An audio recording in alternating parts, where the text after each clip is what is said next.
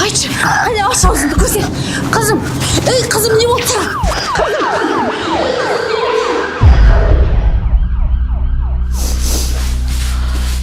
Қызыма не болды? Тыйым берген едім мектепке сабаққа деп. Байқаусызда жұтып қойыпты. Сол бір қызға қарай алмасаң не істеп жүрсің сен? Ойбай деп ажырасып соны алып қалдың ғой менен. Қарай алмайтын болсаң бермейсің ба маған? Жалғыз маған керек па? Мен де жұмыс істеуім керек. Ол да сабаққа бару керек. Сабаққа барам деген тыйды жұтып қойды. Байқаусызда болды бәрі. Сол ажырасқан кезде бәледей болып соны алып қалдың ғой, өзім қарайын деп. Берсей маған, мен өзім ақ қараймын ғой. Иә, бірге тұрғанда келіп үйге келсең қайда қалдың? Күнде далада жүресің қаңғып. Мен қаңғып жүрсем, осы сендерді асырайын, бала шағамды асырайын деп жүрді ме? Қаңғып бір қыдырып жүрген жоқпын.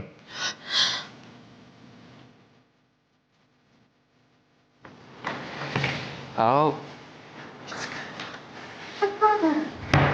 Ешқандай уайымдайтын нәрсе жоқ. Қатты нәрсе тамағына тұрып қалмай төмен түсіп кеткен, тікшегінен түсіп қалады. Үйге барып күтсеңіздер болады. Уайымдайтын ештеңе жоқ.